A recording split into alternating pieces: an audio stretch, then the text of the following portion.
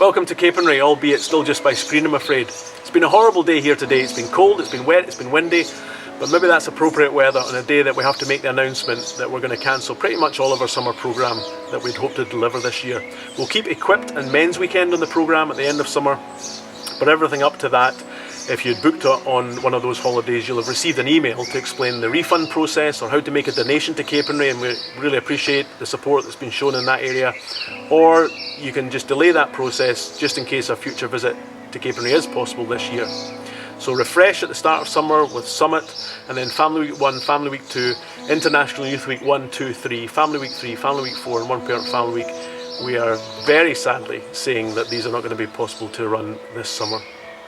Our theme for the summer is You Are My Vision. It's 2020, and that's perfect vision in Britain when you get an eye test. And so we want to look at Jesus. And in Hebrews chapter 12, there's some great verses. For the last few years before our summer programme has started, I've taken time to read Hebrews. And it's like eating a good steak for me. Apologies to any vegetarians, of course. But it's just full of nourishment, and it sets me up for a season that I know is going to be demanding, albeit a whole lot of fun. We're facing demanding situations, and so perhaps dipping into the book of Hebrews is going to be good for you. Not just dipping in, but maybe just reading it from beginning to end, and just to read the book as it was written. But let me take you to chapter 12. After chapter 11, having listened to some of the great characters in the Old Testament being talked about, it says, "Therefore, since we are surrounded by such a great cloud of witnesses, let us throw off everything that hinders and the sin that so easily entangles.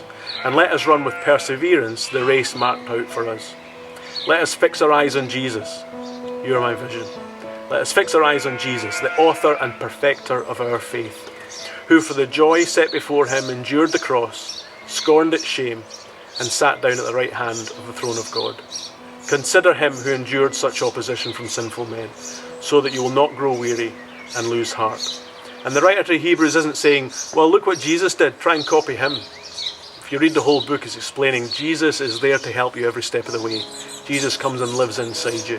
He doesn't leave you floundering on your own.